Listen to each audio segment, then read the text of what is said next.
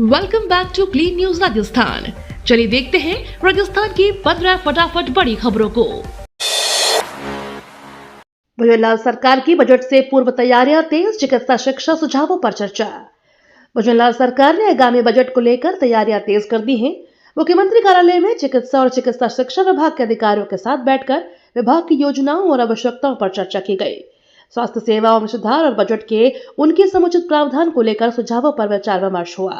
अधिकारियों ने आगामी वित्तीय वर्ष में स्वास्थ्य और चिकित्सा शिक्षा क्षेत्र को सुदृढ़ बनाने के लिए प्राथमिकताएं साझा की। राजस्थान रोडवेज की सौगात, सिरोही आगार को मिलेगी 12 नई बसें। सिरोही जिले के यात्रियों के लिए राहत भरी खबर है। राजस्थान रोडवेज की सिरोही आगार को इसी माह 12 नई बसों की सौगात मिलने जा रही है। नई बसें शामिल होने से लंबे समय के बाद बंद पड़े कई रूटों पर दोबारा रोडवेज बसों का संचालन शुरू हो सकेगा, जिससे ग्रामीण और शहरी क्षेत्रों के बीच आवागमन आसान होगा। साथ ही यात्रियों को बेहतर परिवहन सुविधा और समय पर बस सेवाओं का लाभ मिल सकेगा। राजस्थान में कोल्ड वेव का कहर, एसएमएस अस्पताल में तेजी से बढ़े दिल के मरीज। राजस्थान में कड़ाके की ठंड और कोल्ड वेव का असर अब सेहत पर साफ दिखने लगा है। तापमान में लगातार गिरावट के चलते जयपुर के एसएमएस अस्पताल में दिल से जुड़ी बीमारियों के मरीजों की संख्या अचानक बढ़ गई है। अस्पताल में heart attack, chest pain, high blood pressure और सांस की तकलीफ के मरीज अधिक पहुंच रहे हैं। खासतौर पर सुबह के समय इमरजेंसी में हार्ट पेशेंट की संख्या बढ़ी है।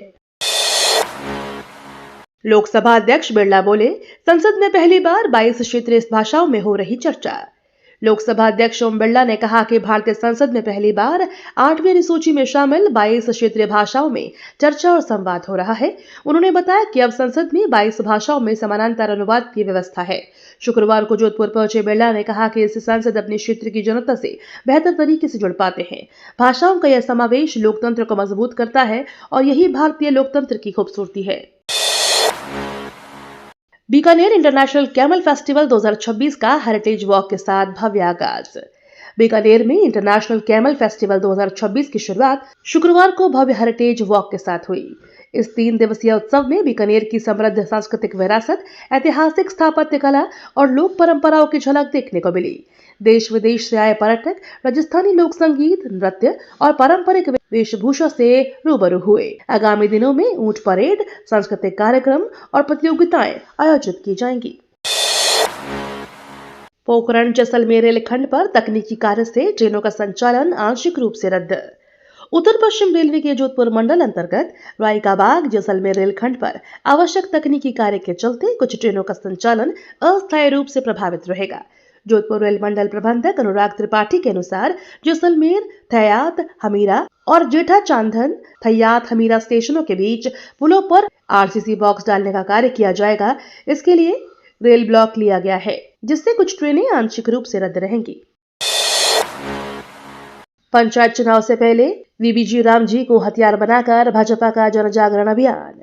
आगामी पंचायत चुनावों को लेकर राजस्थान में सियासत तेज हो गई है। भाजपा ने वीबीजी राम जी योजना को बड़ा मुद्दा बनाते हुए प्रदेश भर में जन जागरण अभियान शुरू करने की रणनीति बनाई है। पार्टी गांव-गांव जाकर कांग्रेस पर योजना को लेकर भ्रम फैलाने का आरोप लगाएगी। भाजपा कार्यकर्ता जनता को योजना के वास्तविक तथ्यों से अवगत कराएंगे। वहीं कांग्रेस मनरेगा के नाम में बदलाव को लेकर आंदोलन की तैयारी कर रही है। राजस्थान पुलिस कॉन्फ्रेंस का समापन, नशा मुक्त राज्य और साइबर अपराध पर फोकस। राजस्थान पुलिस अकादमी में शुक्रवार को राज्य स्तरीय पुलिस सम्मेलन का समापन हुआ। मुख्य सचिव वी श्रीनिवास मुख्य अतिथि रहे। 2 दिन चले सम्मेलन में विकसित भारत में पुलिस और राजस्थान पुलिस के योगदान पर चर्चा हुई। समापन दिवस पर अपराध अनुसंधान में फोरेंसिक क्षमता बढ़ाने, साइबर अपराध रोकने और नशा मुक्त राज्य बनाने जैसे विषयों पर विचार विमर्श किया गया। अधिकारियों ने नए उपाय और रणनीतियों को लागू करने पर जोर दिया। स्थानीय सैनिकों और भैरव बटालियनों ने इन्फेंट्री पैरा एसएफ की खाई में भरे बड़े ऑपरेशन। स्थानीय सैनिकों और भैरव बटालियनों ने हाल ही में एक बड़े ऑपरेशन के तहत इन्फेंट्री और पैरा एसएफ की खाई को सफलतापूर्वक भरा। इस अभियान ने सैन्य प्रशिक्षण और ऑपरेशनल क्षमताओं में नया अध्याय जोड़ा। जवानों ने टीम वर्क, रणनीति और साहस का उत्कृष्ट प्रदर्शन किया। अधिकारियों ने इस उपलब्धि की सराहना करते हुए कहा कि यह ऑपरेशन भविष्य में और भी जटिल मिशनों के लिए प्रेरणा और तैयारियों का मार्गदर्शन करेगा। केंद्रीय कपड़ा मंत्री गिरिराज सिंह ने राजस्थान टेक्सटाइल पॉलिसी की सराहना की। केंद्रीय कपड़ा मंत्री गिरिराज सिंह ने राजस्थान सरकार की टेक्सटाइल पॉलिसी की सराहना करते हुए इसे उद्योग और रोजगार के लिए महत्वपूर्ण बताया। इस अवसर पर वस्त्र मंत्रालय और राजस्थान सरकार के बीच एक एमओयू पर भी हस्ताक्षर किए गए। मंत्री ने कहा कि यह समझौता राज्य में निवेश बढ़ाने, टेक्सटाइल सेक्टर को मजबूत करने और स्थानीय युवाओं को रोजगार के नए अवसर प्रदान करने में अहम भूमिका निभाएगा। इससे राजस्थान टेक्सटाइल हब के रूप में उभरेगा। केंद्रीय गृह राज्य मंत्री नित्यानंद राय जैसलमेर पहुंचे, सरहद पर जवानों से करेंगे मुलाकात। केंद्रीय गृह राज्य मंत्री नित्यानंद राय शुक्रवार को 2 दिवसीय दौरे पर जैसलमेर पहुंचे। एयरपोर्ट पर प्रशासनिक और सुरक्षा अधिकारियों ने उनका स्वागत किया। उनका यह दौरा मौजूदा सुरक्षा परिदृश्य को देखते हुए अहम माना जा रहा है। गृह राज्य मंत्री सरहद पर तैनात बीएसएफ जवानों से मुलाकात कर उनकी तैयारियों और व्यवस्थाओं की समीक्षा करेंगे। साथ ही सीमा क्षेत्र की सुरक्षा स्थिति को लेकर अधिकारियों से भी विस्तृत चर्चा करेंगे। डोटासरा और गहलोत जनता में भ्रम फैला रहे कांग्रेस के अभियान पर मदन राठौर का हमला। बीजेपी प्रदेश अध्यक्ष मदन राठौर ने कांग्रेस के तथाकथित 45 दिन के अभियान पर तीखा हमला बोला है। उन्होंने कहा कि यह अभियान वास्तव में झूठ बोलो, भ्रम फैलाओ और राजनीति करो का कार्यक्रम है। राठौर ने आरोप लगाया कि कांग्रेस प्रदेश अध्यक्ष गोविंद सिंह डोटासरा और पूर्व मुख्यमंत्री अशोक गहलोत जनता को जानबूझकर गुमराह कर रहे हैं। यह राजनीति किसानों, मजदूरों और गरीबों के हितों के खिलाफ है। वोडाफोन आइडिया नहीं होगी बंद, सरकार ने कंपनियों को दी बड़ी राहत। सरकार ने वोडाफोन आइडिया को बड़ी राहत देते हुए कंपनी के संचालन को जारी रखने का रास्ता साफ किया है। इससे लाखों ग्राहकों की सेवाएं बाधित होने से बच गई हैं। अधिकारियों ने बताया कि सरकार की सहमति और नियामक समर्थन के बाद वोडाफोन आइडिया अपनी वित्तीय चुनौतियों का सामना करते हुए नेटवर्क और ग्राहक सेवाओं की नियमित रूप से जारी रख सकेगी। यह कदम टेलीकॉम सेक्टर की स्थिरता के लिए भी अहम माना जा रहा है। शेखावटी में ठंड का प्रकोप, फतेहपुर में तापमान 60 डिग्री, 3 दिन कोल्ड वेव अलर्ट। शेखावटी क्षेत्र में ठंड का प्रकोप लगातार जारी है। फतेहपुर में तापमान सोमवार को केवल 7 डिग्री सेल्सियस तक गिर गया। मौसम विभाग ने अगले 3 दिनों के लिए कोल्ड वेव अलर्ट जारी किया। लोगों को सुबह शाम विशेष सावधानी बरतने और बुजुर्ग, बच्चों व बीमार व्यक्तियों की सुरक्षा सुनिश्चित करने की सलाह दी गई है। इसके अलावा गर्म कपड़ों और घरों में ही रहने की चेतावनी भी दी गई है। रिंगस मंडा से खाटू तक सड़क 4 लेन होगी, भक्तों की राहें आसान। रिंगस और मंडा से खाटू शरीफ तक की सड़क का 4 लेन निर्माण जल्द शुरू होने वाला है। इस परियोजना में श्रद्धालुओं और यात्रियों के लिए यात्रा और अधिक सुरक्षित और सुविधाजनक रहेगी। अधिकारियों ने बताया कि सड़क चौड़ी होने से ट्रैफिक सुगम होगा और रास्ते में लगने वाला समय कम होगा। इससे खाटू शरीफ और आसपास के धार्मिक स्थलों तक पहुंचना आसान होगा और क्षेत्र में यातायात और पर्यटन दोनों को बढ़ावा मिलेगा। जेजेटी यूनिवर्सिटी में 9 फरवरी से all India rhythm of youth 2026। JJT university में 9 फरवरी से all India rhythm of youth 2026 का आयोजन किया जा रहा है। इस कार्यक्रम में देश भर के युवा प्रतिभागियों को अपनी कला और प्रतिभा दिखाने का अवसर मिलेगा। प्रतियोगिता में विजेताओं को 2 लाख रुपए तक के पुरस्कार प्रदान किए जाएंगे। विश्वविद्यालय प्रशासन ने प्रतिभागियों के लिए सुविधाओं का पूरा इंतजाम किया है। आयोजन का उद्देश्य युवाओं में सृजनात्मकता और सांस्कृतिक जागरूकता बढ़ाना है। पंचायतों के पुनर्गठन मामले में हाईकोर्ट ने राज्य सरकार से मांगा जवाब। राजस्थान हाईकोर्ट ने पंचायतों के पुनर्गठन से जुड़े मामले में राज्य सरकार से जवाब तलब किया है। कोर्ट ने सरकार को निर्देश दिया कि वह पंचायतों के सीमांकन और संगठन में किए गए बदलावों के आधार और प्रक्रिया की विस्तृत जानकारी प्रस्तुत करे। इस कदम से स्थानीय प्रशासन और चुनावों पर प्रभाव पड़ सकता है। उच्च न्यायालय ने स्पष्ट किया कि सरकार का जवाब आने के बाद ही अगली सुनवाई की तारीख तय की जाएगी। जोधपुर पुलिस ने शुरू किया पीपीपी मोड, कमिश्नर ने जनता से साझेदारी का आह्वान। जोधपुर पुलिस ने पुलिस पब्लिक पार्टनरशिप यानी पीपीपी मोड की शुरुआत की है। इस पहल का उद्देश्य नागरिकों और पुलिस के बीच बेहतर संवाद और सहयोग स्थापित करना है। कमिश्नर ने हताई क्षेत्र में पहुंचकर लोगों को इस कार्यक्रम में भाग लेने और सुरक्षा प्रयासों के सहयोग देने का आह्वान किया। उन्होंने कहा कि जनता की सहभागिता से अपराध नियंत्रण, ट्रैफिक सुधार और सामुदायिक सुरक्षा को मजबूत बनाया जा सकता है। जोधपुर में माहेश्वरी समाज महाकुंभ 2026 का भव्य आगाज, जुटे 40,000 समाज बंधु। जोधपुर के पॉलिटेक्निक कॉलेज मैदान में माहेश्वरी समाज के महाकुंभ यानी एमजीसी 2026 का भव्य शुभारंभ हुआ।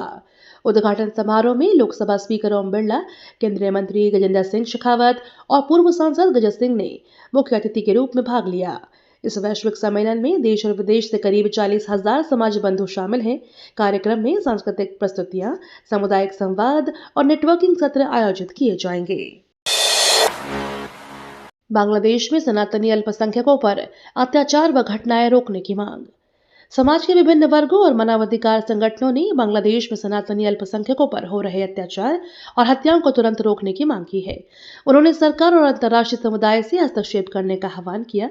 विरोधियों ने कहा कि अल्पसंख्यकों की सुरक्षा सुनिश्चित करना और उन्हें समान अधिकार प्रदान करना जरूरी है। संगठनों ने इस मुद्दे को वैश्विक मंच पर उठाने और पीड़ितों के लिए न्याय दिलाने पर जोर दिया। रुदावल के छात्रों ने एक्सपोजर विजिट में राणा सांगा स्मारक व वेलनेस लैब देखी। रुदावल क्षेत्र के छात्राओं ने शैक्षणिक एक्सपोजर विजिट के तहत राणा सांगा स्मारक और ब्यूटी और वेलनेस लैब का भ्रमण किया। इस दौरान छात्रों को ऐतिहासिक धरोहरों के महत्व के साथ साथ आधुनिक कौशल आधारित शिक्षा की जानकारी दी गई। विशेषज्ञों ने वेलनेस लैब में उपलब्ध प्रशिक्षण, करियर संभावनाओं और रोजगार के अवसरों पर प्रकाश डाला। भ्रमण से छात्रों में सीखने की जिज्ञासा बढ़ी और उन्हें व्यवहारिक ज्ञान प्राप्त करने का अवसर मिला। जयपुर में जेडीए का बुलडोजर एक्शन, 127 बीघा में फैली 9 अवैध कॉलोनियां ध्वस्त। जयपुर में जेडीए ने अवैध कॉलोनियों और अतिक्रमण के खिलाफ बड़ी कार्रवाई की है। शुक्रवार को शहर और आसपास के क्षेत्रों में एक साथ कई जोन में बुलडोजर चलाया गया।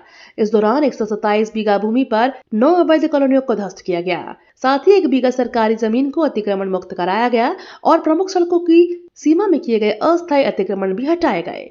जेडीए ने आगे भी सख्त कार्रवाई के संकेत दिए हैं। माजीसा मंदिर चोरी का खुलासा नहीं, 10 दिन बाद सड़कों पर उतरे श्रद्धालु। बाड़मेर के जूना केराड़ू मार्ग स्थित माजीसा धाम मंदिर में हुई चोरी की घटना का 10 दिन बाद भी खुलासा नहीं होने से श्रद्धालुओं में आक्रोश फैल गया।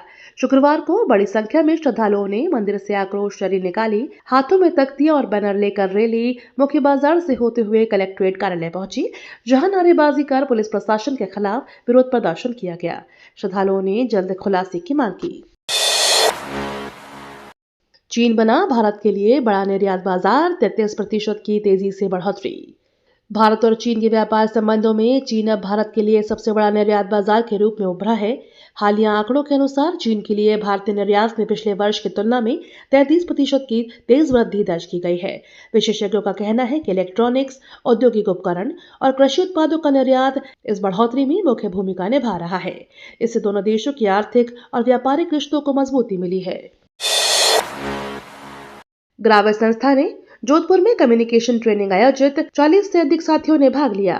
ग्राविस संस्था ने जोधपुर में कम्युनिकेशन ट्रेनिंग का आयोजन किया, जिसमें 40 से अधिक प्रतिभागियों ने हिस्सा लिया। ट्रेनिंग के दौरान सहभागियों को प्रभावी संवाद, टीम वर्क और पेशेवर कौशल बढ़ाने के उपायों पर शिक्षित किया गया। प्रशिक्षकों ने व्यवहारिक उदाहरणों और इंटरैक्टिव सत्रों के माध्यम से सीखने को रोचक बनाया। कार्यक्रम का उद्देश्य प्रतिभागियों में आत्मविश्वास और कार्यस्थल में बेहतर संचार क्षमता विकसित करना था। ये तो थी राजस्थान की बड़ी खबरें। रोजाना सबसे पहले अपडेट पाने के लिए क्लीन न्यूज राजस्थान को अभी सब्सक्राइब करें।